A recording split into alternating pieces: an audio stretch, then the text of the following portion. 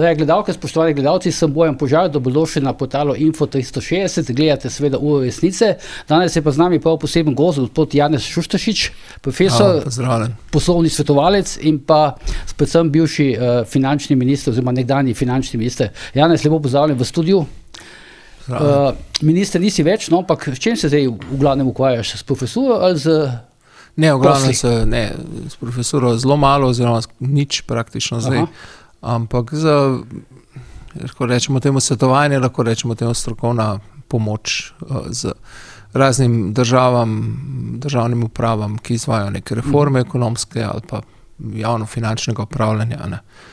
Tako da na različnih projektih. Ne. Ko smo se nazadnje videla, mislim, da si mi rekel, da si na Kosovu, ne? Zdaj pa, da si bil pred kratkim na Belašnici. Ja, v glavnem delam na več projektih, tako da kar veliko držav hodim, po Balkanu, v Moldaviji sem bil dolgo, delam tudi za Ukrajino, čeprav zvarne razdalje. Ne? Tako da, za Ukrajino delaš kaj zdaj, recimo? Ja, tam je, recimo, sem na enem projektu, ki je za v bistvu decentralizacijo, lokalno samoupravo in tako naprej. Jaz pač malo te finančne aspekte tega A to preko kakšnega, mislim, to je kakšno zasebno naročilo, ali to OECD, ali kako je? To je ogromen mednarodni projekt, ki ga EU financira, pa nekaj držav članic, med njimi tudi Slovenija, zadnjih nekaj let, pa izvaja ga pa ta GIS nemški, se pravi njihova državna firma za mednarodno pomoč. A je to, kako ne rečem, kako praktično, a je to dober denar? Dovolj dober, ja. Dovolj dober denar. Ni mi treba razmišljati, da bi kradel ali pa da bi se zaposlil v banki. Ali pa da bi se vrnil v politiko ali kako? Ne, tam sploh ne. Sploh ne? Ne, tam krast ne smeš, ne, plača pa nisi tako dober. Kje ne smeš krasti? Ja, v politiki. V politiki, ja. Mislim, da velja se, da vsi kradejo. Se pravi, ampak tudi v banko mi ni treba iti, no to zadosti se služim. No, ampak skozi je, ne, zdaj, mogoče bom malo pretiraval ali pa ne vem, malo, kako bi rekel, naložil, ampak okoli tebe se skozi vrti to vprašanje, vse do nedavnega se je vrtel, ali se boš vrnil v politiko ali ne. Mislim, da sem že dovolj velikrat povedal, da ne razmišljam o tem. In tudi moram reči, že potem, kolikrat me še kdo kontaktira, sklepam, da so ljudje to dokončno razumeli, tisti, ki iščejo zdaj razne kadre. Ne? Tako da z veseljem komu kaj povem ali pa ne, tako tudi napišem mogoče, ampak ne bi pa šel v izvrševanje. Izvrševanje. Ampak nazadnje se spomnim, sva se fizično srečala, na, mislim, da je bil dogodek Nove Slovenije, ne? Tam smo neko predavanje, oziroma nek pogovor. Ne? Gospodarski forum. Ja. Ampak kdo te je recimo zadnji kontaktiral? Zdaj, če lahko poveš, ne vem. Ne? Ja. Zadnji me je kontaktiral v resnici Logar, takrat, ko je v bistvu bil še v fazi, ko je še pravzaprav on je vedel, kaj bo naredil, ni pa še naredil, pa smo se pogovarjali malo o programu in tako naprej. Sicer pa nič, ampak to je več ali manj pri tem ostalo, tudi ne. Drugače pa nič resnega, no, tako vse, kar je tudi prav. Ampak zdaj, ko praviš, da te kontaktiral Logar in da je pač pri tem ostalo, pa je nič resnega, kaj, njegova ponudba ni bila resna, ali se tebi ni zdela dovolj resna, ali... Ne, prvič ni bilo, mislim, on ni v situaciji, ko bi lahko dajal ponudbe, ker jaz sem rekel, da z veseljem pomagam pri kakšnih programskih zadevah, smo se tudi parkrat v enem krogu teh njegovih ekonomistov, pa mojih, ne, dobili pa se pogovarjali o stvareh, tudi mogoče bom kaj napisal še, ne prav za njega, ampak za javnost. Je pa tako, da kakšne ponudbe pa razen tega, recimo, nisem hotel v strokovni svet ali pa kaj takšnega, se pa da bi neko od vodilnih vlog, recimo tam v platformi ali pa potem v stranki, ne, to pa ne. Zdaj, Logar ima zanimivo, zdaj, ko so že pri Logarju, ne, Logar ima zanimivo... Ker to je tako, jaz dostakrat rečem, ne, če ne misliš čez en teden v poslu napet na ta prvo kavo. In a veš, tako grejo te stvari, ne? Ena stvar vodi k drugi, ne? Se pravi, se strokovno svetu bom pomagal, ne? Ko se 3-krat zbudiš, si že minister ali pa karkoli, ne? In tako da jaz raje na prvo kavo še mogoče, na ta drugo pa ne več. Ker Logar ima zdaj, mislim, ko so že pri Logarju, no, to sem hotel začeti, pa vidim, da še nisi končal z govorom. Ne, v redu. Ima zanimivo situacijo, ne? Ima recimo tako, bom rekel, po imenih, ne? Pa po strokovnosti, zelo močno to platformo, ne? Sodelovanja in bistveno bistveno manj, kako bi rekel, močno, odmevno, pa to politično vodstvo, stranke Demokrati. Se tam je recimo tvoj kolega Igor Masten, potem je Avbel, in še nekatere imena, Čander in podobni, nekako mu to ni uspelo priti v stranko, Sprašujem pa tebe, ker vidim, da ste se tudi video pogovarjali. Ne, mislim, jaz sem se pogovarjal, po moje, z veliko ljudmi, veliko nas je bilo tudi taki, ki smo rekli, z veseljem pomagamo, kakor lahko, pri nečem, kar se nam je vsem zdelo v bistvu pozitivna pobuda. Je pa tako, veš, tako kot vsaka druga stvar, ki jo delaš, tudi politiko moraš imeti rad, Drugače tega ne moš dobro delati, In je pa to zelo poseben posel, Jaz sem enkrat rekel, en minister mora biti hkrati politik, se pravi, da zna jadrati tam po nekih koalicijskih spletkah, mora biti komunikator, da zna z javnostjo, mora biti v resnici menedžer za to, kar je morda najpomembnejše, da zna na ministrstvu doseči, da ljudje začnejo drugače razmišljati pa delati tisto smer, ki si jo minister želi. Skratka, vse te vloge mora imeti. To v enem človeku je kar zahtevno, ali pa jih mora mogoče malo porazdeliti po svoji ekipi, ampak to je zelo resno eksekutivno delo. Jaz mislim, da tudi svojih izkušenj za tako resno, zelo intenzivno delo so tam ljudje med 30 pa 50 najboljši, mi da to niso več, tako da bova raj komentirala. Ja, ne vem, mislim... Pa kakšno modrost daj komu natresla. Lahko še pa kandidirava za predsednika Združenih držav Amerike, po letih, To je pa res, To je pa res, niso še dost pretegnjena, po moje. Ja, ampak zdaj omenil si to jadranje na spletkah, to celo na prvo mesto se mi zdi, teh kompetenc, ki jih mora imeti, recimo nekdo, ki je v politiki, ali pa minister. Ti si bil uspešen pa tem jadranju na spletkah? Pa do neke mere, ja. Mislim, se mi zdi, da dokler je, mislim, mi smo imeli koalicijo, ki je bila zelo enotna v smislu tega, kaj hočemo narediti. Jaz sem tudi imel tam neko vlogo, v kateri so me zelo poslušali, pa me zelo verjeli. Ko so se enkrat začele zgodbe, že mogoče s kakšnim nesoglasjem okrog kakšnih imenovanj, pa potem na koncu s tem poročila KPK-ja, potem pa enostavno tisti, ki nismo imeli političnih izkušenj, enostavno nismo več vedeli, kje smo in kaj se nam je v bistvu zgodilo. Ker vem, takrat je bilo veliko se govorilo o tem, ali boš ti na koncu potem prevzel to stranko Državljanska lista, kateri lider je bil pač Gregor Virant, O tem se veliko takrat govori, zato pač zdaj, ko se pojavijo ta beseda spletke, potem pač to nekako skombiniram. Ne, pri nas v stranki mislim, da teh resnih debat saj z malo ni bilo, da bi kdo recimo predlagal kongres, kjer bi takrat, pa bo to morda, zdaj kot nazaj gledaš, marsikaj se ti zdi smiselno, da bi se zgodil, pa se ni, Je pa se res, ena stvar jaz vedno rečem, za tisto, kar se je zgodilo, vemo, kakšne so bile posledice. Za tisto, kar bi pa mislimo, da bi bilo mogoče boljše, pa ne vemo, kakšne bi bile posledice, ker nismo probali. Ampak recimo v tisti fazi, ko se odločala, ali bi šli na volitve ali v neko tak spaček vlado, bi morda bilo res pametno imeti kongres. Pa ne to, da bi zdaj izbirali predsednika, ampak da bi se članstvo odločilo. Ampak v resnici je pa tako, veš, ko se začne neka nova vlada delati ali pa se vsaj pojavi ta možnost, hitro gotoviš, da ljudje razmišljajo, ok, super, pa imamo pa še 3 leta poslanci, jaz bom pa lahko v tem nadzornem svetu, jaz bom pa lahko te posle delal, če bomo mi še zmerno oblastni, potem v bistvu unih, ki iskreno politično razmišljajo, bom rekel, o tem, kaj sploh je program in kaj se sploh gremo, teh je manj in ostanejo v mašini. Tako da... Je pa priloga je od tvoj bivši kolega strankarski, Senko Pličanič zraven, Ja, ki se pa želi vrniti v politiko, to pa vem zagotovo. Ja, mu je všeč politika. Tako da... Če pa mu posel ne gre slabo, na pravni fakulteti. Menda res ne, kar kakšno kosilo kdaj plače, ampak... A veš, pa se je v redu, če ima veselje, neumen ni, strokovnjak je, a veš, malo se je naučil tudi te obrti, to je nič narobe, to je nič narobe. Pa če ljudje morajo, jaz mislim, a veš, to zdaj, ko sva rekla, da bomo malo modrosti trosla, ko sva že tam, bili z penzije oba dva, da ljudje morajo tisti početi, kar jim najbolj leži, pa ker tam so pa najboljši. Zdaj, da se silaš v nekaj, kjer se ne boš dobro počutil, nima smisla. Zdaj, vsem te moram še malo, ker si pač tukaj prisoten, cenjeno prisoten izkoristiti za te par teh političnih vprašanj. Zdaj, jutri ima kongres Vladimir Prebilič v Kočevju. Ko bi imel recimo v Ljubljani, ampak malo Kočevju, ker tam se verjetno nekako bolj doma pa varnega počuti. Ne? Pa zdaj, zanimivo, kot kočevski medved. Ne? Kot kočevski medved, ja. Kočevski medved, ja. Ampak zanimivo je to, no, da ime stranke zdaj po nekih več variantah, po poskusih, bo preporod. Ne? Ti si včasih bil med temi tako imenimi resetiranci. Je to nekaj podobnega, ne? Tako na prvi pogled bi rekel. Sliši se podobno, vprašanje pa kaj je vsebina.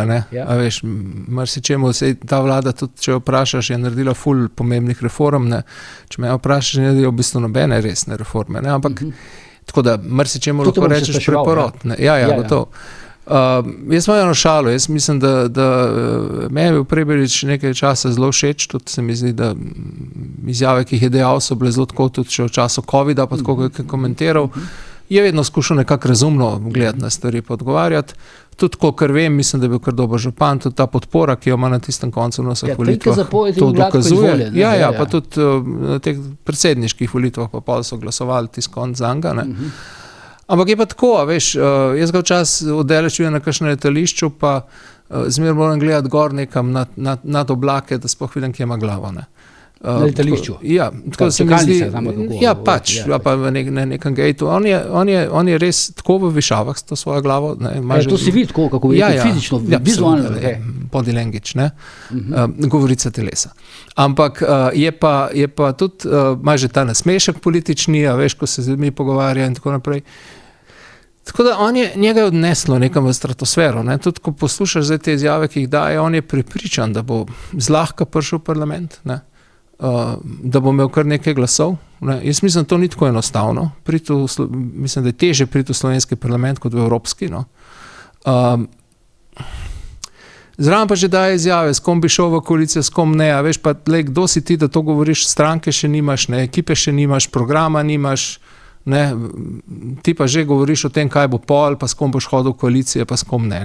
Veš, malo se umiri. Ne. Problem tega, o čem je pa res problem tega egota, je pa, da ko si ti enkrat tako, bom rekel, zaslepljen sam sabo, ne, pridejo, odpreš dostop do sebe ljudem, ki ti laskajo. Ne. In to se ponavadi niso tisti ljudje, ki hoče tebi najboljš, ampak tisti, ki hoče sebi najboljš. Ne. In potem v takih situacijah, prelomnih političnih, ko se na koncu odločaš, a bi šel s kom koalicijo, s kom bi šel v koalicijo, a bi razsul neko vlado, a bi stopil z neke vlade in tako naprej. Potem bolj poslušaš tiste, ki so ti ves čas govorili, koliko si fajn, kot tiste, ki ti mogoče realno povejo, da kje bi pa mogoče moral drugače razmišljati. Jaz mislim, da je tle enostavno ta ego s tem nekontroliranim samozaslepljenostjo, zaslepljenostjo sami sabo, ki jaz pri njemu vidim, lahko da se motim, ne, on v bistvu sam sebe ponuja za žrtev raznim lobijem, ki se mu bojo prilepili, nekdo mu bo moral teren organizirati, nekdo mu bo moral obrt, ne, in potem se vedno najdejo včasih karisti strokovnjaki, ki potem te ljudi posredno vodijo k tistemu, kar se od njih pričakuje. Ne. Pa ta imena, ki se zdaj pojavljajo okoli Prebiliča, se ni veliki imen, 5, 6, mogoče 8 jih kroži, ampak vse to so ljudje, ki so bliže v ne samo eni, celo več političnih strankah. Ja, a kaj to pomeni, da ni več mogoče fizično dobiti ljudi v politiko, nekih čistih, recimo, neobremenjenih za kakšno drugo politično stranko od prej? Jaz mislim, da jih je mogoče dobiti. Mislim, da je tako zares, kot Pozitivna Slovenija, kot Državljanska lista, kot Miro Cerar, kot Goloba mu spustil, on je v bistvu naredil stranko iz svojih podjetij, ne? Iz ljudi iz svojih podjetij v glavnem. Podjetij, praviš, ne? Ja, pač, podjetij, ne, tistih, kjer je on imel svojo ekipo, ne? Ampak vse te, pa mogoče še kakšna. Tam se je pokazalo, da je v bistvu ogromno ljudi na tako imenovanem terenu, ne, se pravi lokalno, ne, ki so zelo pripravljeni nekaj se angažirati v politiki, nekaj narediti za to, da bojo stvari boljše. Zdaj, mogoče nimajo zelo izdelanih pogledov na to in tako naprej, ampak tisto, kar se potem zgodi, je, da ti ljudje v teh strankah ne pridejo potem na prvo mesto, ne, da potem te stranke več ali manj, tisti, ki pridejo v parlament, so še vplivni, sicer pa pač to strankarsko liderstvo vodi zadeve, ne, in tam se pa potem reciklirajo stvari, ne. Čeprav je zanimivo, da se mi zdi, da danes, če greš delati stranko, ne, v bistvu težko najdeš še ljudi, ki bi bili ki bi že imeli javni ugled, se pa v smislu, ne vem, neka komentatorja, intelektualca, kakorkoli, zaradi mene umetnika, se pa, ki bi imeli nek javni ugled, pa še ne bi bili tako ali drugače že enkrat neki v politiki. Na koncu koncev nas 2 milijona. A veš, vsak bo enkrat minister. In po drugi strani, če pa pogledaš, kdo so pa ministri, so pa no name, zelo pogosto, so pa ljudje, ki jih prej nihče ni poznal, ki se sprašuješ, ki imajo sploh kompetence za to, sploh iz teh novih strank. Nekateri so res, če znamo ministrstvo za kmetijstvo, slučajno izpostavim. Drugače pa zdaj Aleš Strancar, lastnik tega portala, je pač objavil nek tweet, v katerem je pač rekel, da če bi delal stranko, oziroma če bi šel v politiko, bi prav tebe omenil, tebe in pa tvojega kolega strankarskega tudi od takrat Tomaža Štiha, da bi te vzel za finančnega ministra. To je laskanje na nek način. Je, sam ni pa povedal, koliko ima denarja. Ja, nima ga tako malo, zdaj veš, tudi mediji neki stanejo. Se hecam, ampak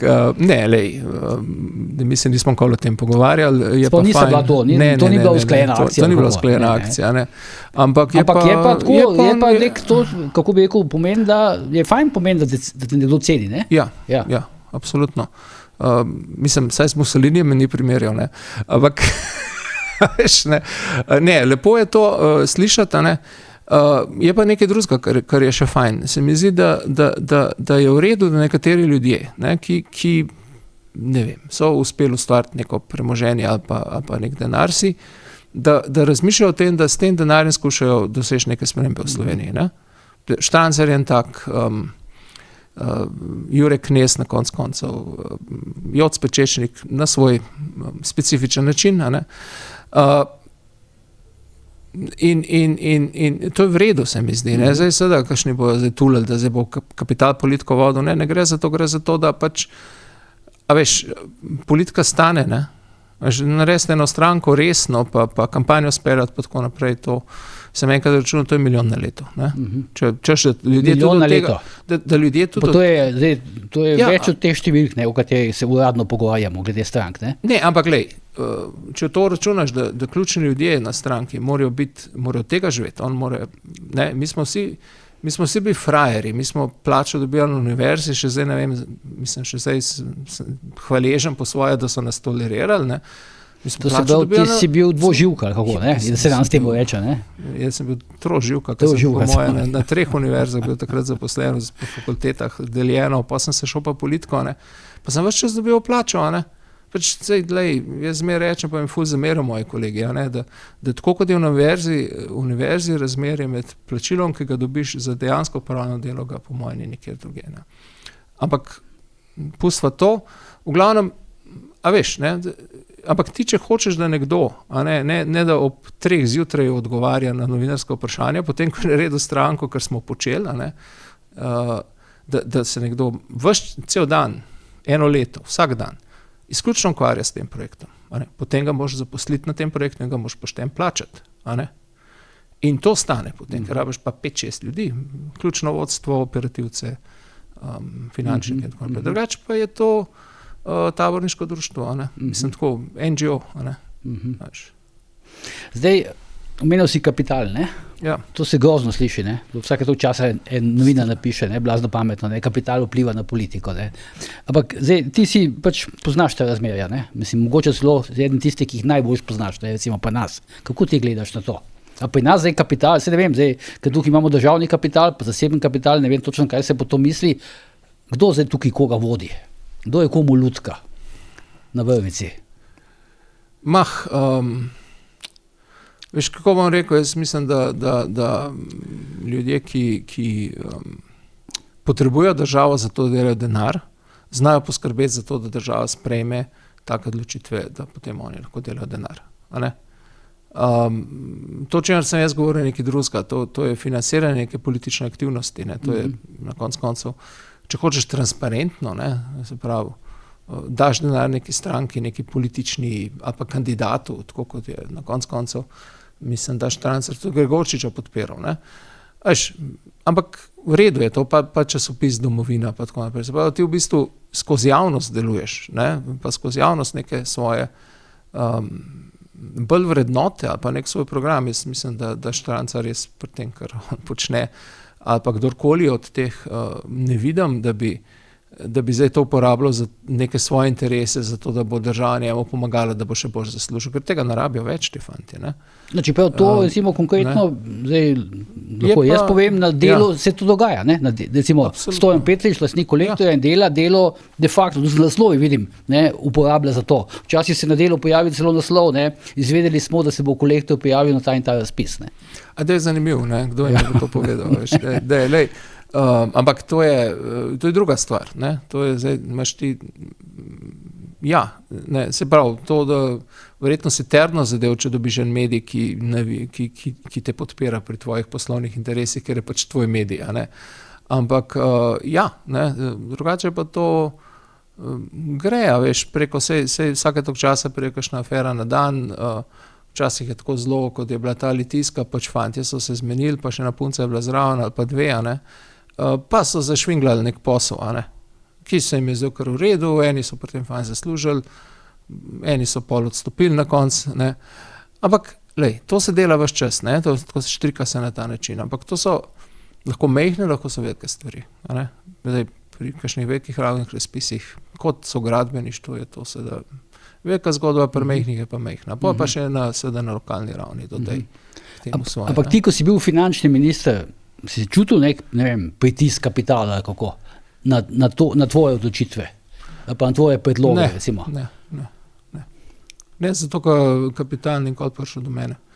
Mislim, kapital je, sem imel Ante Čember, pred pisarno, kjer so se vsi te ustavili pri nekem svetovalcu, kakorkoli. Tako da nisem pol na ta način, ne. Dobro, zdaj, če greva, recimo, na Golobovo vlado, Ja. Prej si omenil, da je Golob naredil stranko iz svojega podjetja oziroma svojih podjetij, Zdaj, jaz ne vem, koliko pač ti Goloba dobro poznaš že odprej, To zdaj težko rečem, pa upam, da boš povedal, ampak a te je nekako presenetil ali si pričakoval tak scenarij? Kako bo nastala ta Golobova stranka? In je seveda, Si to sprašujem tudi zato, ker si potem pač takrat si bil kolumnist Siola, si nekaj časa tudi pod to Golobovo oblastjo ostal kolumnist in si napisal nekaj odmevnih člankov o Golobu, tudi fajn naslove so vedeli, vse meni so bili všeč, Planet Golob, Golobova depala vas in podobno, Skratka, si ga precej analiziral, hočem reči, jaz mislim, da je on... psihoanaliziral, mislim, da si ga malo, Ja, pa se je očitno, veš, jaz sem po moje prvi, ki je napisal, ne vem, takrat, ko je bila že ta zgodba, že takrat, ko je zahteval te sezname državnih radnikov, ki so bili imenovani med prejšnjo vlado, pa tako naprej. Jaz sem takrat napisal kolumno z naslovom, mislim, da je prvi naslov, da je Golob janšist. In danes berem, po mojem sem bil prvi, ki je to napisal, tudi sem pol to malo, ljudje na desnici niso čisto razumeli, kaj hočem zdaj s tem povedati. Si se igral z nevarnimi primki.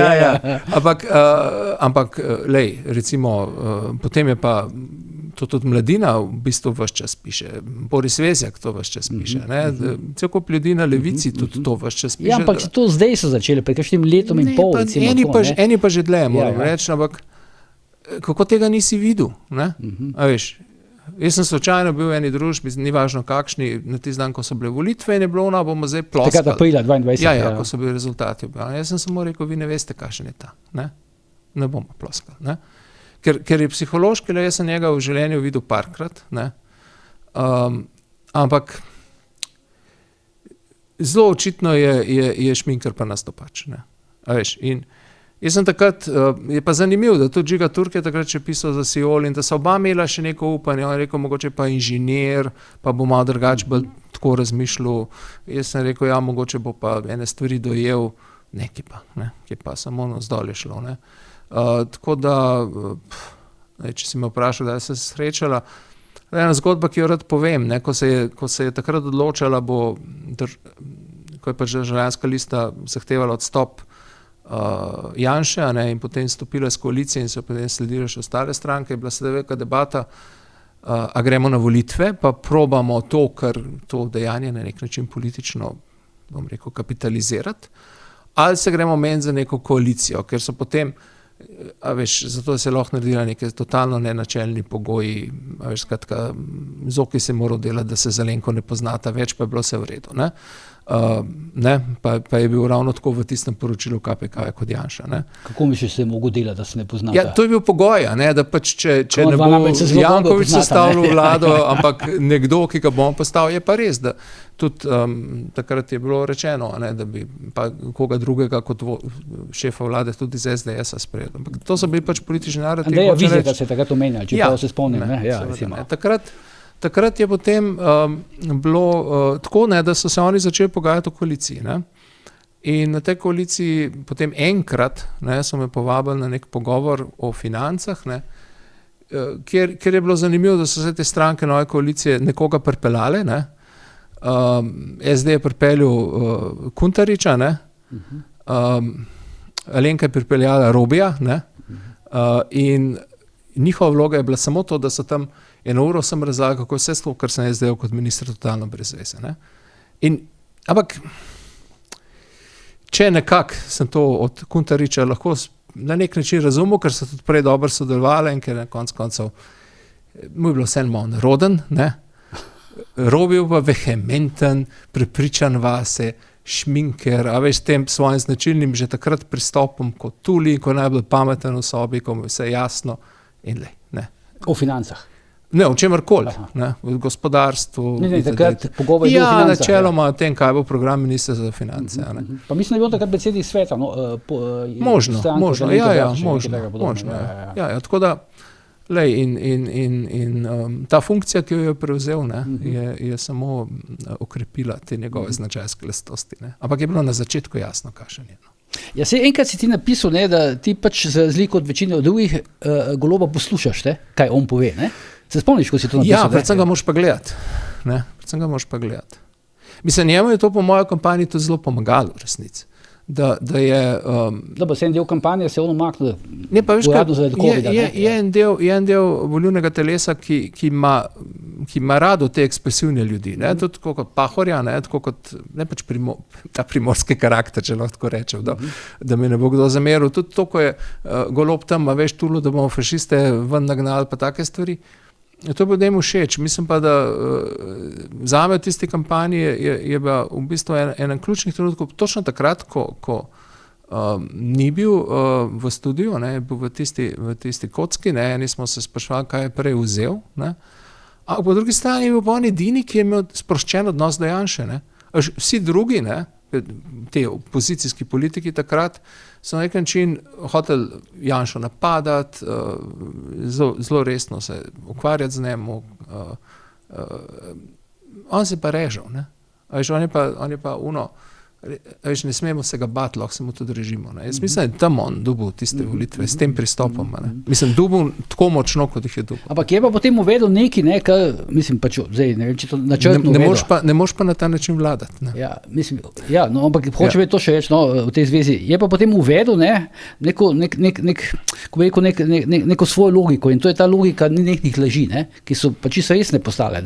Recimo, začelo se je s tisto krajo identitete v Romuniji, za katero se je zdaj izkazalo, da pač seveda, da temu ni bilo tako in cela serija nekih laži, ki so daleč, ki grejo čez neke običajne obljube, politikov. To je zdaj postal nekako njegova čista strategija, taktika, kakokoli. Mislim, veš, zato ne sekira. Zato pravim, da ga je treba gledati, veš. On blekne prvo stvar, ki mu pade na pamet. Vem, ampak. Čakaj, ampak on ima zelo razgibano pamet in mu veliko stvari pade na pamet, takih. Ki jih potem treba. Se je tudi rekel, da bomo vse žito pokupili takrat na začetku mandata, take norosti. Jaz sem ga gledal takrat, veš, ko je bila predsedniška kampanja, ko je rekel, da Kučan strelja kozle. Ampak to je bilo, veš, nekaj so ga vprašali v zvezi z Marto Kos, nekaj Kučanovih komentarjih, in ti si videl, da je on tako stal pred mikrofonom, resen, potem sem v tle v kotičku ustanc nekaj premaknil, ker se je spomnil foro. In ni razmišljal sekundo, a je to v redu, da reče. Meni je bilo ful simpatično, seveda. Malo tako pa šokirano, Ja, ampak meni je bilo to zanimivo, razumeš, meni je bilo ful v redu, da nekdo, ki je z leve to reče o Kučanu, pa Marta Kos totalno šokirana, je pa tudi veliko povedal. Zdaj očitno ni nobeno od njih več preveč šokiran, ker se ima ta rada spet, ampak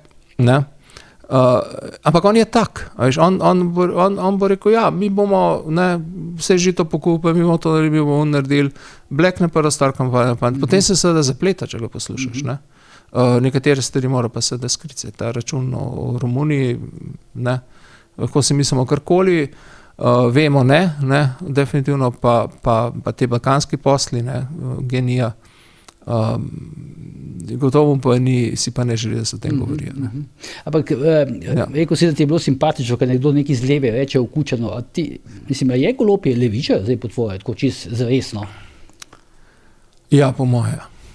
Ja vem, kaj pa to, ta njegovo, recimo, tajkunsko bogatenje na račun državnega premoženja, pa teh monopolnih pogodb in podobno, so to levičarske lastnosti, kako?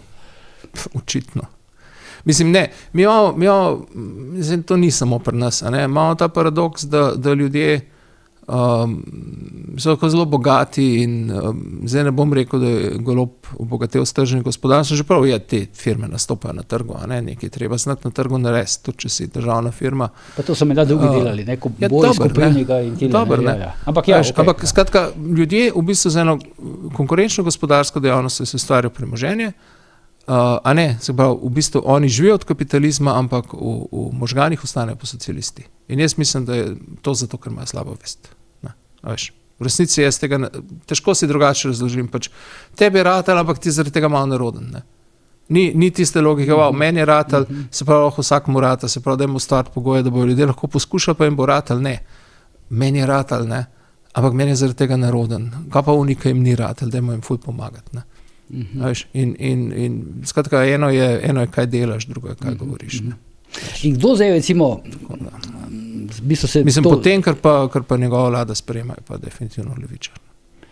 In kdo zdaj po tvoje, recimo, vodi, ne, zdaj to gospodarsko pa finančno politiko vlade, ta Golob, ne, ki mu je zdaj kot morda celo malo neroden, ker je njemu pač ratal, ali to vodi ta levica oziroma mularija, kot pravi Jod Pečečnik, ali tukaj minister za finance Klemen Boštjančič, kdo zdaj to v bistvu vodi, da dobivamo to, kar zdaj prihaja, pa nastaja iz te vlade. Na področju gospodarstva in financ govorim.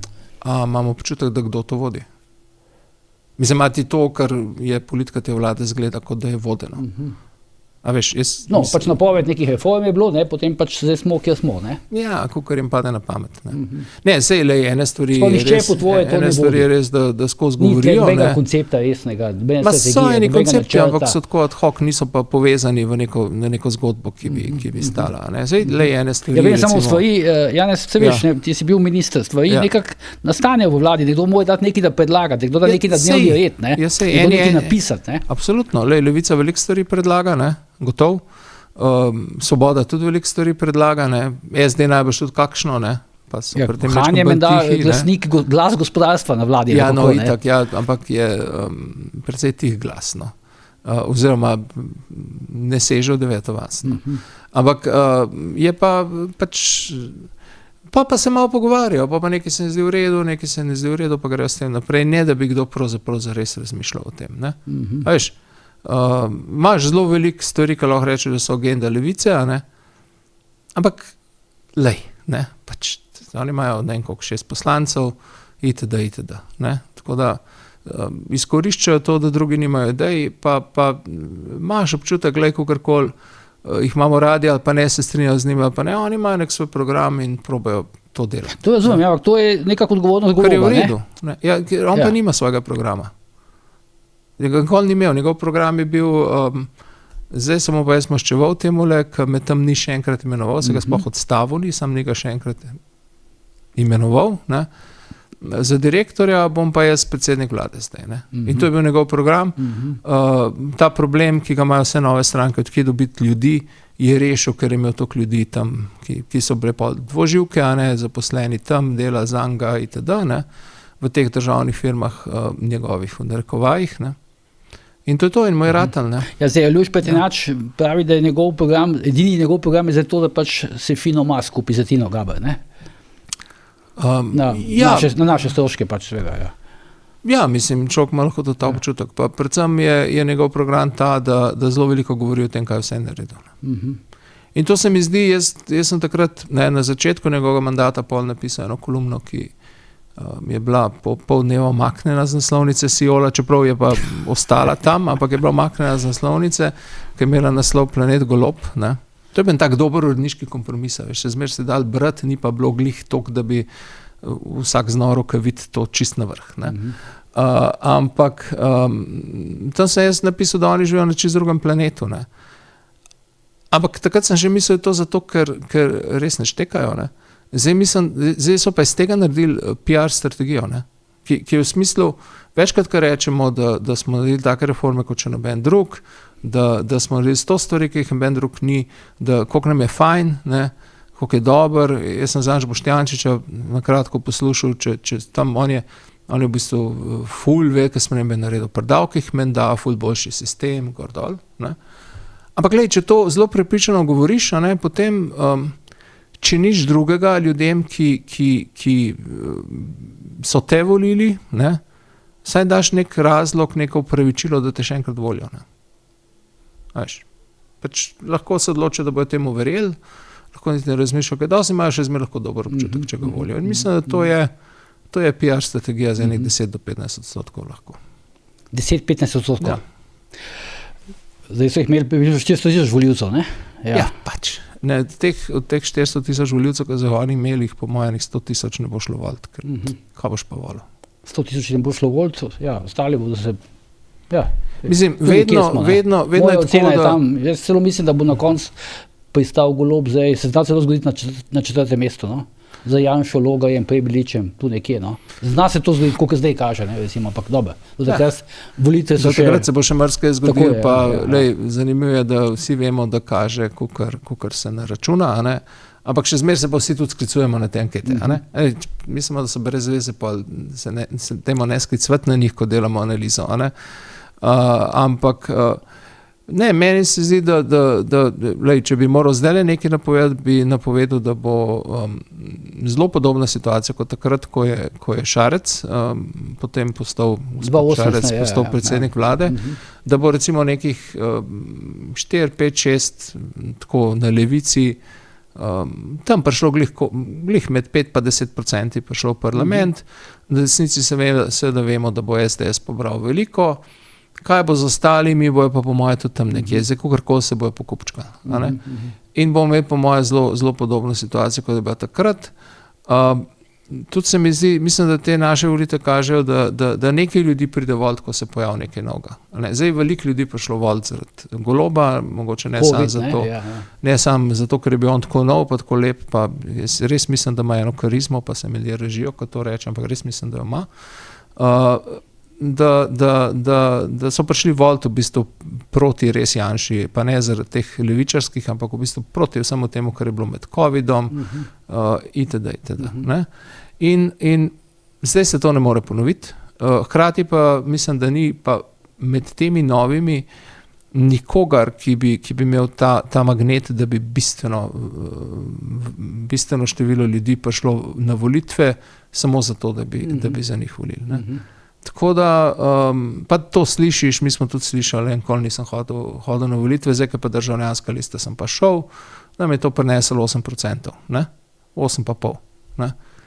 S tem smo imeli 3 ali koliko ministrov že, a veš, gor dol, kar najprej smo se znašli v situaciji, da se je zdelo, da je od nas odvisno in mi smo to igro sprejeli in seveda uživali v tej zaslepljenosti samim sabo, ne?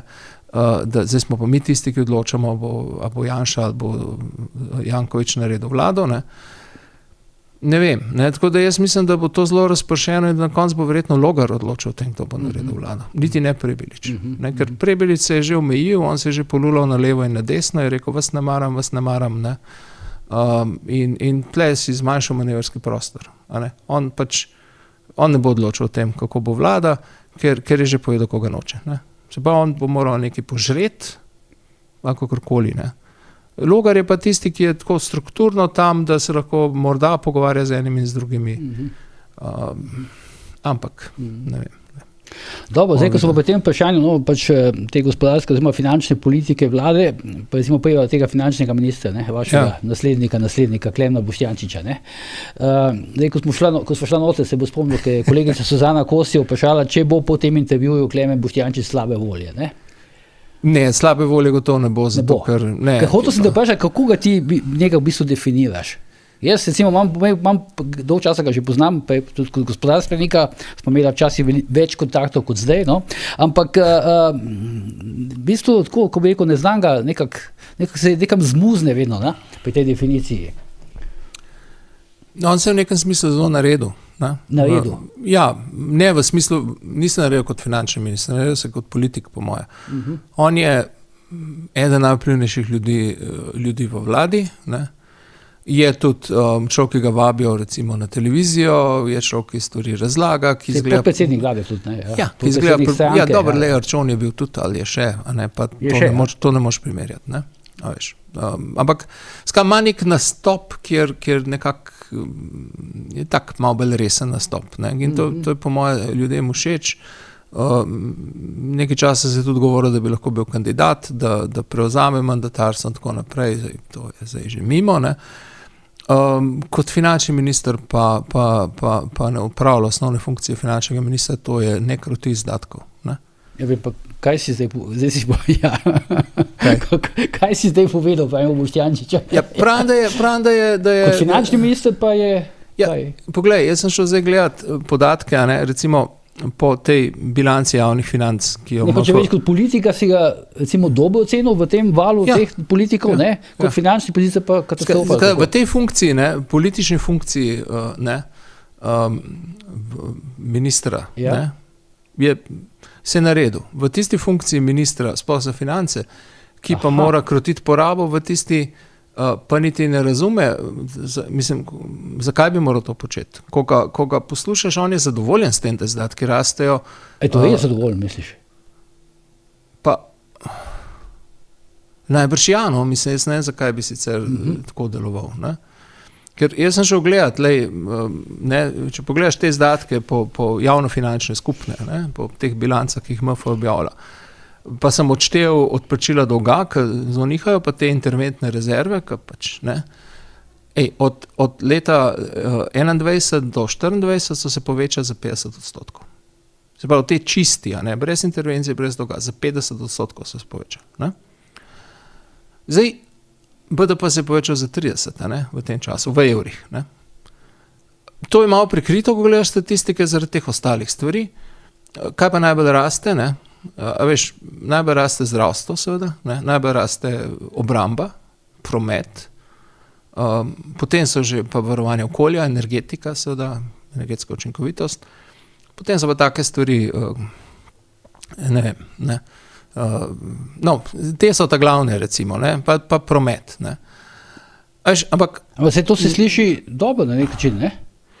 To se sliši predvsem preveč, ne. Ja. Prvič ti ne moreš imeti 8 prioritet, ki rastejo. Se to on potem razlaga, ja, pa skrbimo za izobraževanje, pa tako naprej. V bistvu za izobraževanje ne skrbijo toliko zelo kot za obrambo, na primer, če gledaš te izdatke, ne.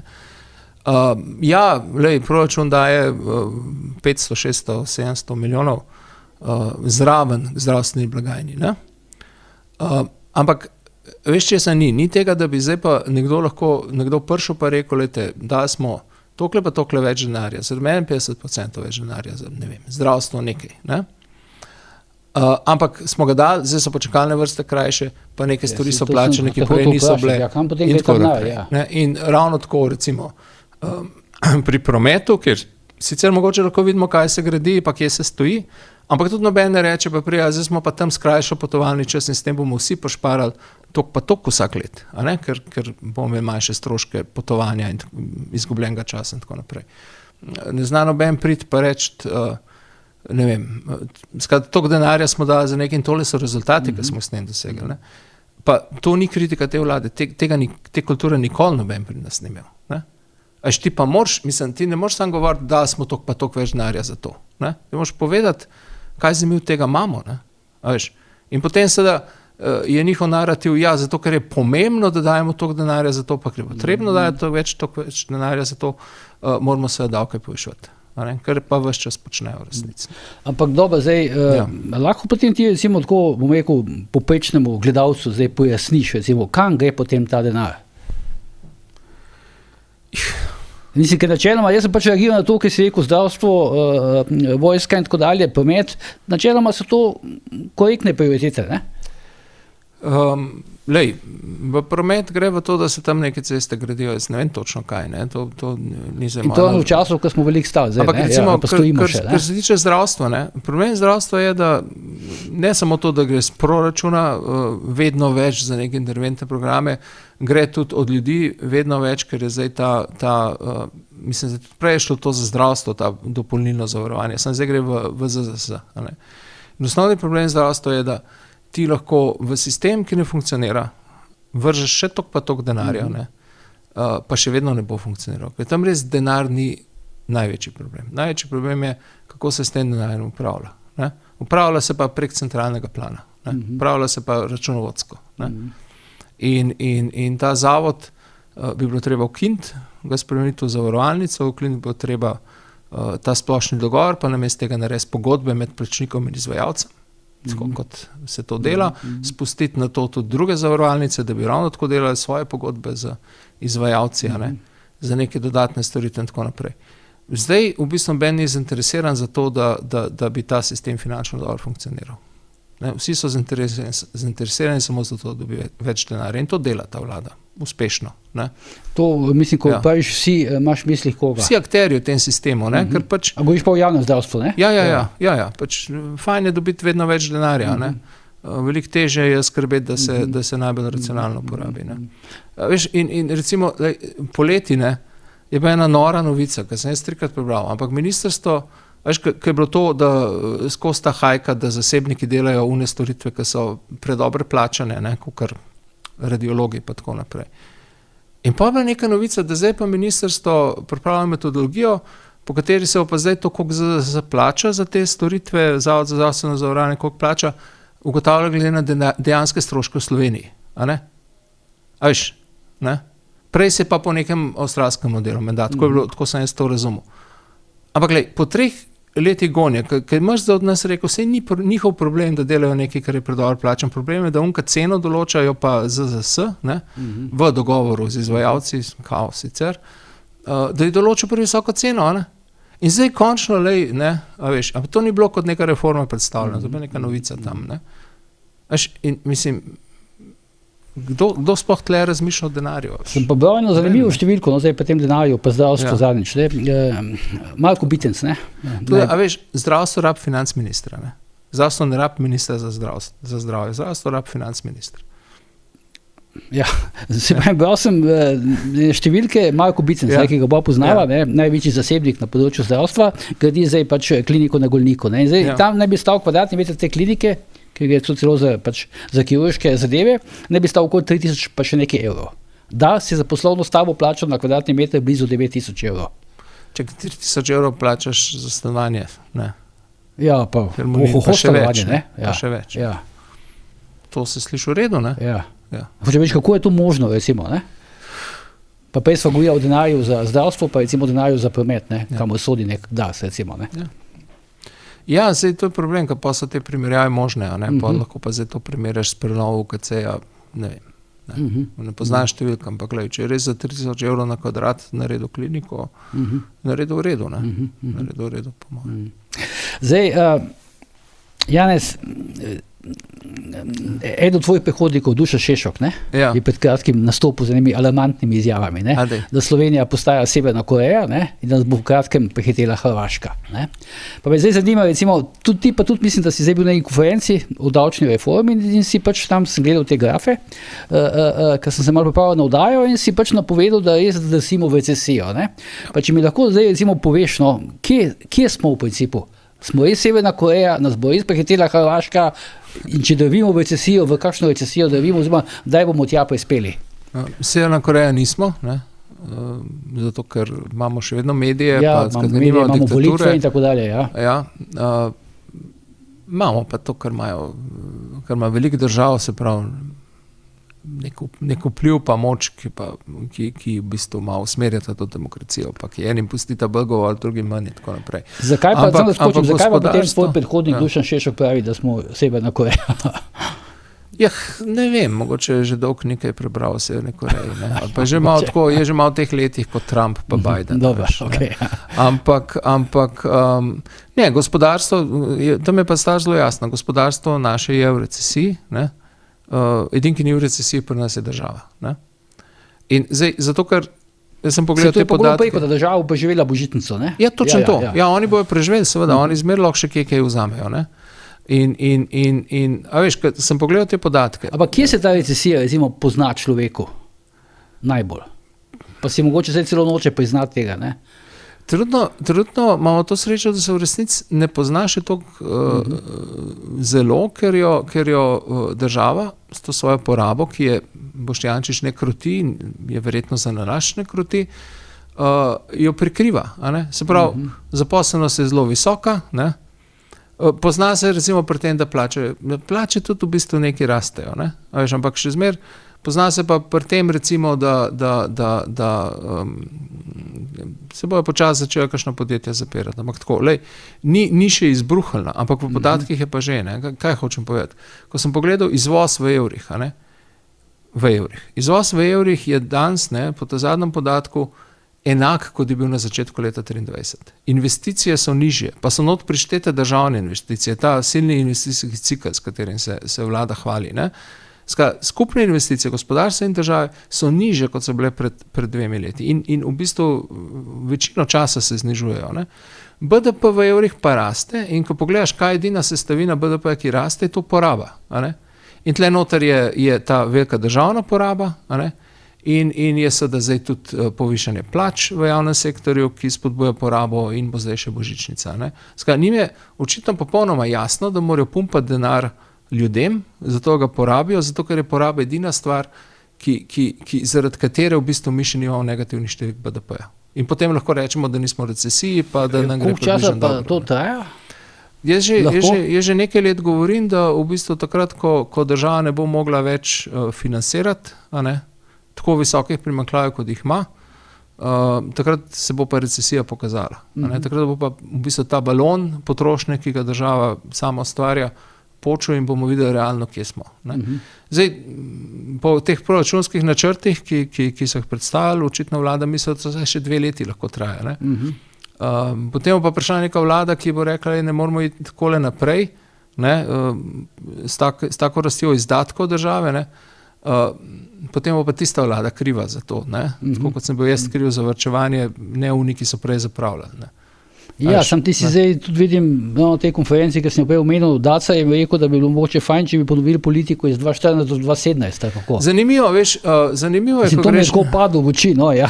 Ja, veš, kaj zanimivo je, ko greš gledati podatke, dejanske podatke, se včasih kaj novega naučiš, ker mi, veš, smo v tem, sem bil minister, pa tako malo spremljaš novice, v bistvu misliš, da veliko veš, ampak pa sem pogledal te podatke, skupni izdatki države, V tem Mramorjevem mandatu, ki se je začel po tisti finančni krizi, se pravi po Čuferju, po sanaciji bank, polna 4 leta ali 3,5, kolikor je bil, skupni izdatki države sploh niso rasli. Jaz sem pa rekel, če se zdaj zmenimo, da naslednja 4 leta se gremo Mramorja, ni treba, da se gremo Šušteršiča, se pravi, ni treba, da jih znižujemo, lahko jih samo držimo, da recimo, da rastejo po 1%, na leto imamo po 4 letih 3 milijarde plusa. Kar pomeni, da danes, ko se pogovarjamo o davčnih reformah, pa davčnih spremembah, pa vsi rečejo, pa ne moramo, če tole znižamo, ta davek moramo enega drugega dvigati. Ne. Če ta davek znižamo in hkrati ukrotimo rast porabe na nekaj normalnega, nekaj, kar smo že počeli v Sloveniji in se da, imamo 3 milijarde denarja lahko manj zberemo. To je pa resna davčna reforma, ki lahko narediš, ki bi se tudi kje poznala. In zaradi tega jaz pravim, ne začeti razmišljati pri davkih. Poglej izdatke, tam začni razmišljati. To je treba ukrotiti, potem pa se lahko pogovarjamo tudi o nižjih davkih. A to res obstajajo ti famozni izdatki za te nevladnike in tako dalje, ki nažirajo proračun? Kako ti recimo kot ekonomist pa finančni na to gledaš? Tega ni toliko veliko. Kot ekonomist pa gleda na to, da država ima neke osnovne funkcije, ki so, obramba, varnost, pravni red, infrastruktura, Lahko v infrastrukturo šteješ osnovno srednje izobraževanje, lahko šteješ osnovno zdravstvo, v bistvu neko infrastrukturo, lahko šteješ tudi osnovno socialno varnost kot neko infrastrukturo družbeno, ne sodi pa funkcije države subvencioniranja gospodarstva. Mislim, za vse te funkcije seveda bi lahko denar bistveno bolj učinkovito porabljali kot ga, take stvari, kot so pa subvencioniranje gospodarstva, podpiranje nekih NGO-jev, kakorkoli, pa ne sodijo v funkcije države. Ja, pa poglej, Janez Han, za katerega smo pač se govori, da je glas gospodarstva, on se pa hvali s tem, 100 milijonov sem, 100 milijonov tja, subvencioniranje gospodarstva. Razdelili smo že 600 milijonov, razdelili smo že 300 milijonov. Nikoli, v ekonomiji nismo imeli neke resne teorije, ki bi rekla, da je treba podjetja subvencionirati. Imamo pa zelo resne teorije in tudi izkušnje s tem, da pač vloga krize, vloga krize je v tem, da se zadeva prečisti, in da tisti, ki pač ni na trgu konkurenčen, more propast, zato da se tisti kapital, pa tisti ljudje, ki so tam zaposleni, lahko preusmeri nekam drugam. En del kapitala bo propadel, ljudje pa se lahko preusmerijo drugam. Če pa ti v bistvu subvencijami pa z drugimi ukrepi držiš v bistvu te resurse, ki jih imaš, zaposlene in tako naprej, v nekih zadevah, v nekih dejavnostih, ki ne prinašajo dovolj, pa v bistvu uničuješ vsak razvoj. Zgodba ekonomije je vedno dinamika. Ene stvari morajo propadati in druge morajo nastajati. In žal je tako, da če ene ne propadajo, druge ne nastajajo. Ne morajo, ker jih ti, ki ostajajo pri življenju, ker jih vzdržuješ, dušijo ta nov razvoj. Ljudem se ni treba truditi. Tako da tukaj je, mislim, jaz še razumem ministrico za kulturo, če bi se hvalila, koliko denarja je zrihtala kulturnikom, pač so bolj bogi. Ali pa se delajo, da so bolj bogi in težko pa razumem ministra za gospodarstvo, da se hvali s tem, koliko denarja je zrihtala gospodarstvo. Mimo grede, vidiš ti morda recimo problem v tem, da je minister za gospodarstvo tudi lastnik, da je posredni ali neposredni, to je pač vse, ker je lastnik nekega podjetja, ne sicer precej velikega, ampak 1, 2 milijonov na leto, ki posluje tudi z državnimi podjetji, pa s paradržavnimi podjetji. Je to recimo problem za njega, ima zvezane roke pri kakšnih zadevah ali ne? Morda pri kakšni, ker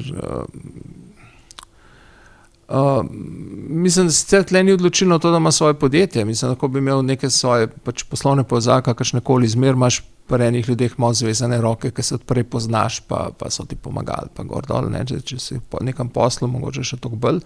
Ni edini minister, tukaj se on seveda mora, tako kot vsi drugi, iz vodenja tega podjetja izključiti, ne iz lastništva, po drugi strani bom pa rekel,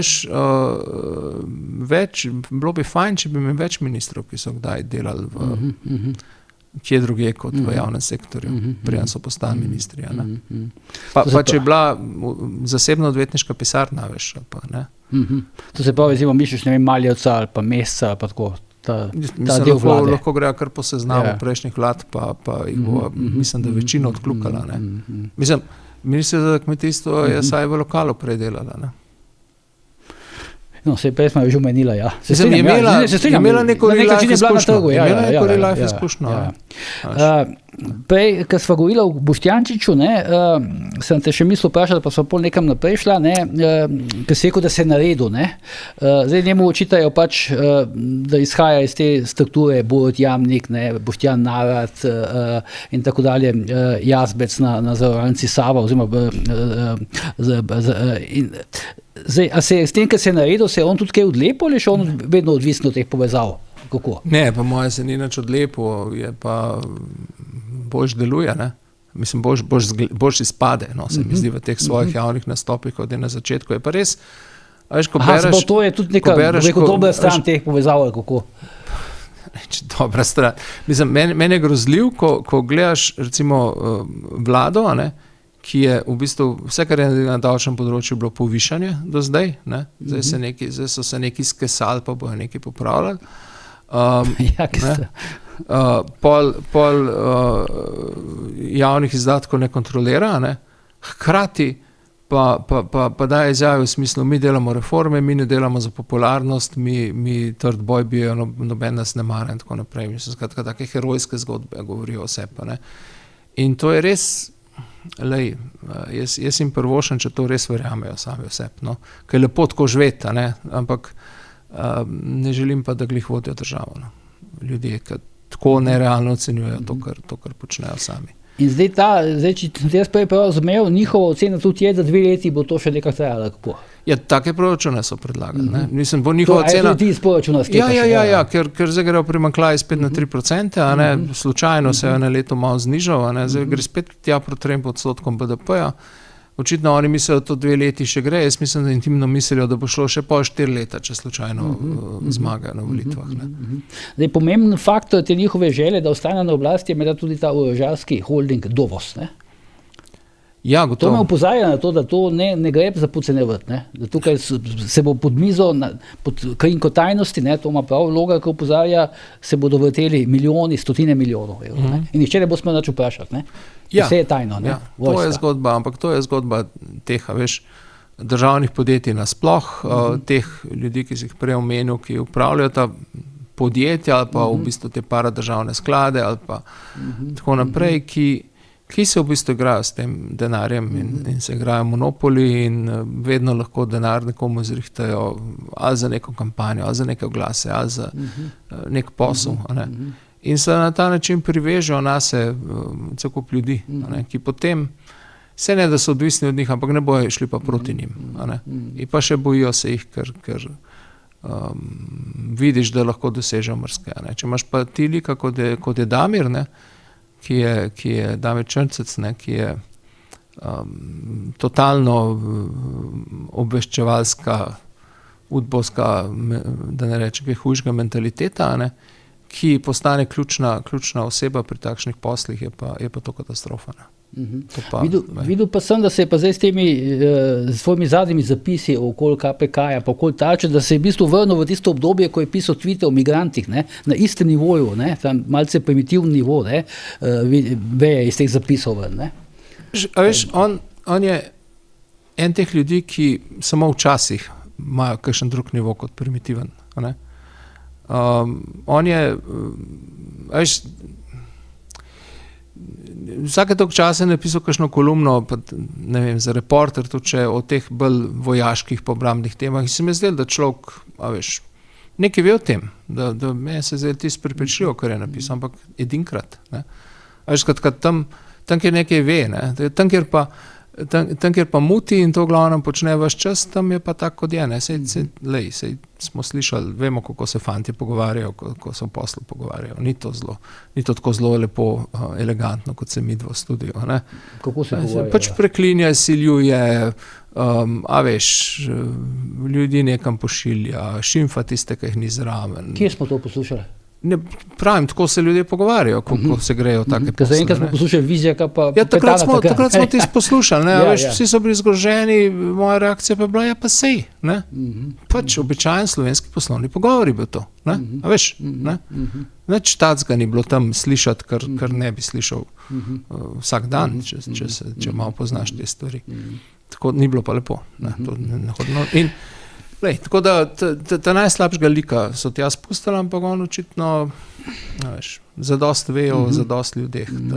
Koliko pa je po tvoje, recimo, samostojen, pod narekovaji Žiga Debeljak, recimo, kot predsednik uprave Slovenskega državnega holdinga? Ni. Mislim, zdaj, jaz njega praktično ne poznam, v bistvu lahko govorim tako iz nekaj nastopov njegove, ki sem jih videl, spet bom rekel, bolj po tem vtisu, ki ga človek da po nekem nastopu. Ne zdi se mi človek, ki bi bil kaj dosta avtonomen, kakorkoli. Zdaj si pripravljal zlato padalo, rad bi, da ga še prej imenujejo, za nov mandat. Volitve bojo kmalu, to se vidi, ko začnejo podgane bežati z ladje, ki se potaplja neke rešilne čovne, veš, da so dojeli, da bojo volitve kmalu. In ko začnejo tudi napadati se poprek, ratejo živčni, tako kot so je. A ti lahko še nekaj prosim, no? Ker mi je bilo zanimivo to gradivo, no? Ker sem ga bral te tvoje konference. Zdaj, če bi mogoče lahko sam še dve stvari pojasnil svojega, čisto področja. Zdaj, ti tam si predlagal, ne? Pač ko si lepo zrisul, zdaj to težko vse ponovim, ker vas zapravlja čas, predlog reform za 3 milijarde evrov. To je ena stvar in druga stvar, si bil zelo konkreten, si povedal, zakaj je davek na nepremičnine ni dober davek. Pa če bi lahko recimo to eno pa drugo pojasnil, kakšne reforme imaš v misli za 3 milijarde evrov? Predvsem se mi zdi ključno razbremeniti delo.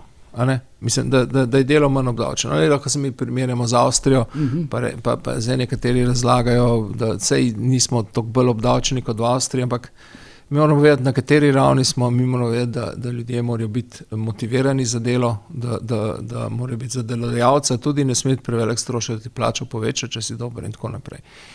In zdaj pri delu, dohodnina šraufati v resnici malo brez veze. Ključni problem so socialni prispevki, ker nekdo, ki ima minimalno plačo, recimo zelo malo dohodnine plača, par odstotkov, plača pa 22% socialnih prispevkov, tako kot vsak drug. In zdaj ti lahko tam pri dohodnini narediš kar češ, on bo še zmer plačal teh od prvega evra, ki ga zasluži 22%. In zato jaz predlagam, ne, da zdaj tekmujemo, tako kot se politiki dela, kdo bo zdaj višjo splošno olajšavo predlagal pri dohodnini, ampak predlagam, da mora splošno olajšava veljati tako za dohodnino, kot za socialne prispevke, ki plačuješ. Ker tudi socialni prispevki so vrsta davka. Tle sta približno na isti valovni dolžini za Simčičem, ne? On tega ni predlagal.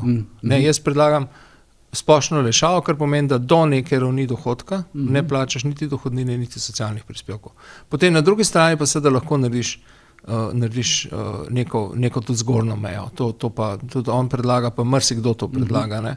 Ampak jaz recimo, ko sem šel gledat, recimo koliko visoki povprečni plači, bi bilo smiselno dati recimo kapico za socialne prispevke delodajalcev.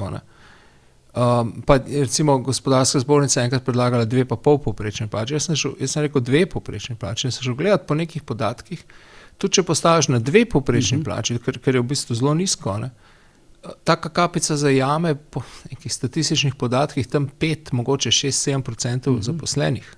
Veš, kaj to pomeni? To pomeni, da v bistvu, če imaš več kot 2 povprečni plači, si izjema v tej državi. A veš, in to je noro. Mislim, mi smo to z davčnim sistemom, pa s kolektivnim dogovarjanjem, pa s socialnim sporazumevanjem, pa s sindikati, pa z delodajalci, to naredili, da v bistvu se nobenemu več ne splača delati. Mislim, a veš, a pa se mu ne splača truditi za višjo plačo, ker ne bo ne vem kam prišel. In da ti v bistvu... Pa da ne govoriš samo o javnem sektorju, ne? Ne, nasploh. To so podatki vseh zaposlenih. In če zdaj ti, recimo, da vodiš neko podjetje in bi rad nekaj ljudi nagradil, 1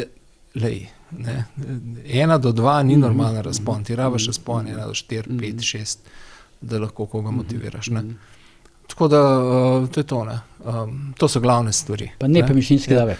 Nepremičninski davek, ampak tudi ta vlada je imela ambicijo, da ga sprejme, pa ga ni.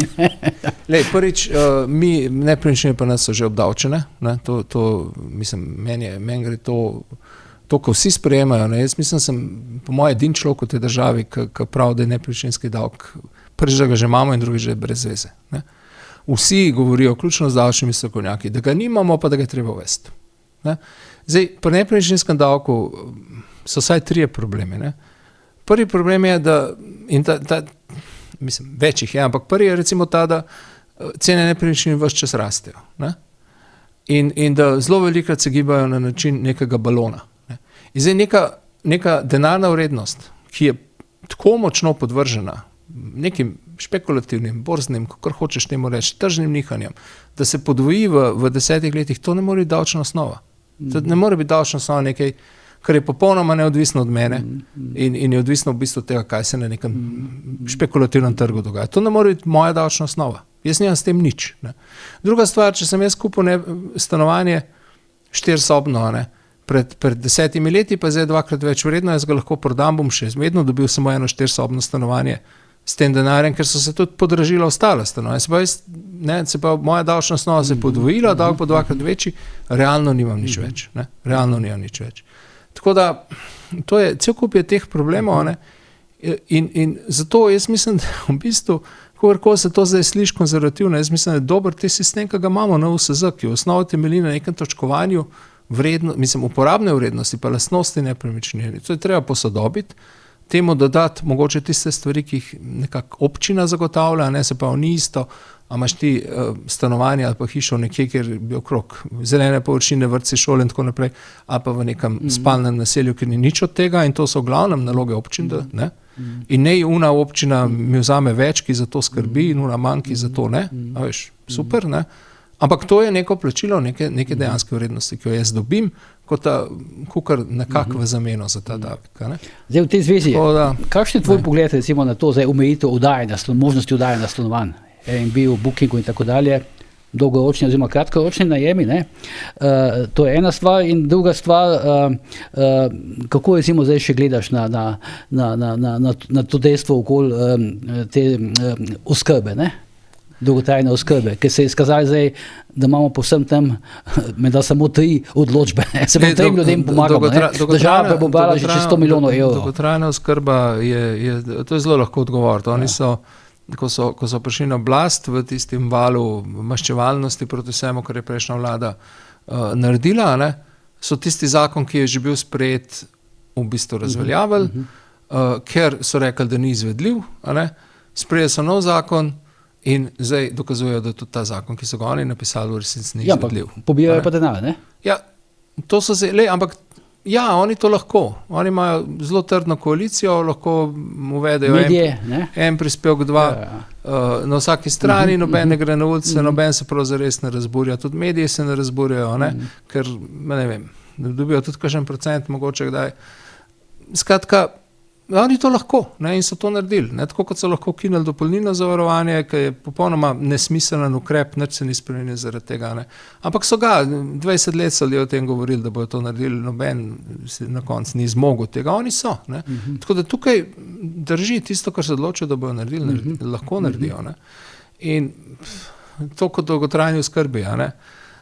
Še nekaj si vprašal. Ja, pač kako gledaš na to, da država pač omejuje možnost oddajanja stanovanj v najem? No? To je brez veze.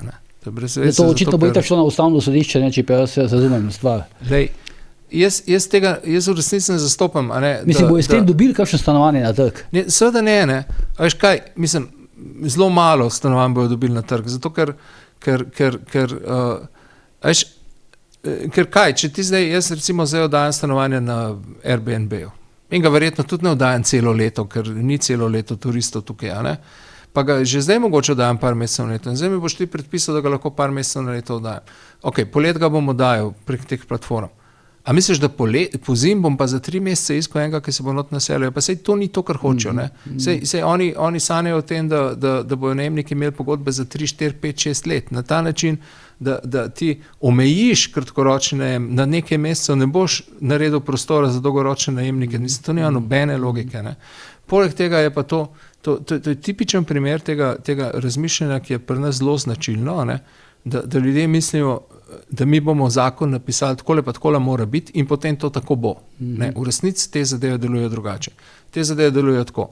Ti v zakon napišeš takole pa takole mora biti, potem pa vsi se prilagodijo temu zakonu in na koncu je rezultat nekaj čist drugega, ne? Kar si ti mislil. Ne? Zdaj, ne bi tega napovedal, ampak tisto, kar tudi ne znamo razumeti, je to, kar sem prej rekel. Ekonomija je vedno dinamičen proces. Ja, danes imamo mogoče veliko tega kratkoročnega najema. Pa mogoče gre res, ker mu sosedu na živce, da on njegov sosed pa oddaja. Zdaj, to je mogoče nekaj, kar je, a veš, ta soglasja pa tako naprej, če si ti deliš hišo z nekom, ok, ne bom rekel, da se tam ni treba zmeniti sosedom, ne? Ampak zato ne rabiš omejevati, tega ne rešiš z omejevanjem. On bo manj oddajal, še zmer se ne bo s tabo zmenil. Ne? Ampak, razumeš, mi si ne znamo tega predstavljati, da to ne bo šlo v neskončnost. Ne? A veš, te turisti, pa te ljudje, zdaj se že turizem začne omejevati, ker ga je preveč. Ne? Slej ko prej, bo tudi teh turistov manj, in slej ko prej se bo tudi zgradila stanovanje. Se v resnici ogromno stanovanj gradi, ne? Zasebno. Ogromno se gradi. Greš po PST-ju, samo nova stanovanja se gradijo. Kaj pa ta državna gradnja teh socialnih stanovanj? Skratka, ti v bistvu si moraš malo dinamiko predstaviti, kaj se bo zgodilo, tam je zdaj, to je zdaj. Fajn, ne, potem pa, vse se gradijo nova stanovanja, najemnine bojo enkrat padle, ko bo teh stanovanj dovolj, drugače pa pomagaj pri najemninah, če že moraš, in to tudi že ta sistem imamo, da se pri najemninah pomaga, ne. Socialna stanovanja so pa, jaz mislim, da je predvsem ta ideja, da mora država to graditi, se mi zdi zelo zgrešena. To je polno socializem, kaj v glavah, ne, kaj si mislim, to je, veš, zakaj, ne, lej, ko sklad gradi, enkrat bo zanimiv primerjati, ne, koliko časa traja, ko sklad, od takrat, ko se sklad odloči, da bo nekaj gradil, pa do takrat, da je zgrajeno, pa če to dela privatni investitor, ne. Ne vem, eni bloki tle v Ljubljani so zrasli zelo hitro, ne, iz nič, ne vem, koliko časa so prej porabili za vsa božja dovoljenja, ne. Ampak tle je velik problem, da je v bistvu zelo komplicirano začeti graditi. Ne. Ampak glej, recimo primer, ne, če lahko smo bili na Dunaju pred kratkim, tam je sicer ta srečna okoliščina, da je mesto ali pa država lastnik velikih zemljišč, ampak oni so tam imeli recimo neko železniško postajo, ki je propadala, veliko, neko letališče, bivše vojaško, se to je propadalo. Občina je to sanirala, zemljišče, pripeljala vso opremo, napeljala metro do tja, cesto, ono drugo, pa so pa to zemljo v bistvu pocen prodajali, ne, ampak še zmeraj so jo prodajali, tako da so v bistvu ves denar nazaj dobili, pa še zaslužili pri tem. Ne. Ampak investitorji, ki so tam gradili potem stanovanje, pri čemer so jim naredili cel projekt, tokle mora biti zelenih površin, tokle mora biti šol, vrtca, ono, drugo, tretje, pa rekel so 30% stanovanj mora biti za to njihovo znižano najemnino, mi bi rekli socialno. Ne? In vam se mora ta računica iziti. In se je računica išla in so gradili. Ja, socialna stanovanja. Vsi se sklicujejo na Dunaj, ja. Ja, ampak vsi se sklicujejo na Dunaj, in vsak ima svojo zgodbo o tem, kaj je Dunaj. Jaz sem povedal to, kar sem jo videl, ki se mi zdi zelo v bistvu zanimiv model, ne?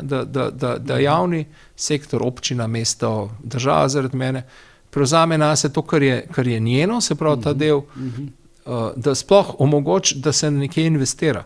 Potem ne pa investira tisti, ki ima denar za to, ki bo na koncu popravil dobiček od tega, ob nekih pogojih, ki jih postaviš. In recimo, oni tam razlagajo še nekaj zelo pomembnega, so rekli, če je 30% socialnih stanovanj, pa če ti rečeš, da mora biti tam, ne vem, pub, pa knjižnica, pa bazen, pa fitness, se bojo zelo različni ljudje tja naselili, ne. In bo to mogoče neka skupnost, ki bo živela, ne bo geto. Ne? S tem, da je treba vedeti, ne, da v Avstriji je ta cenzus za socialno stanovanje postavljen tako visoko, da v bistvu, ne vem, zelo velik delež ljudi je lahko upravičen, da za to kandidira. Ne? Tudi s povprečno plačo se mi zdi, lahko kandidiraš za to tako imenovano socialno stanovanje, ki se mu reče po ugodni najemnini, ne? Pa nikoli te ven ne vržejo, nikoli več se ne preverja, a še vedno izpolnjuješ pogoje. Zato rabiš veliko takih stanovanj, in tam so računali, da recimo, če je približno 30% takih stanovanj na trgu, potem se to pozna tudi na cenah drugih nepremičnin. Mi ne bomo nikoli, mislim, lahko gradimo kot zmešani, nikoli ne bomo na tem. Ne. Tako da je treba pozabiti, lahko pa sodeluješ z zasebnimi investitorji in pomagaš, pa rečeš, tam mora biti pa nekaj stanovanj, ki jih bomo mi subvencionirali, ali pa jih boste vi subvencionirali, zato ker ste dobili zemljišče po ugodni ceni in tako naprej. Zdaj, Janez, tebe je zelo fajn poslušati, predvsem zato, ker stvari razlagaš zelo konkretno, pa zelo logično in razumljivo, ne? Ampak zdaj čas je takšen, da bo mogla nažalost počasi nehati, tako da eno vprašanje samo še. Čas za logično razmišljanje je tako omejeno. V redu. Zdaj, samo eno vprašanje še imamo za konec. Prej si sicer povedal, kaj pričakuješ, da se bo zgodilo na volitvah, ne? Bom pa tako mogoče malo obratno vprašal, pa te bom prosil za kratko pojasnilo. Kaj bi se moralo zgoditi, da bi te presenetilo? Recimo? Da bi rekel, wow, ne?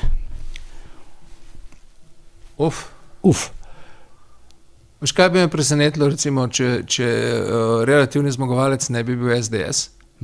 To bi zame pomenilo, da se res nekaj spremenilo v političnem prostoru, ne da bi to bila kakršnakoli vrednostna sodba v SDS-u, ampak to bi bila res sprememba glede na večino prejšnjih volitev. Presenetilo bi me tudi, če bi v bistvu bi me presenetilo tudi, če bi Logar zelo veliko glasov dobil ali pa NSI in tako naprej, zato ker te vsem bolj desni, stranke imajo v bistvu eksistenčno krizo. SLS že ne vem koliko časa poskuša priti v parlament, pa ne pride, NSI že ne vem koliko časa poskuša dobiti več kot 6%, ali pa 8%, pa jim ne uspe.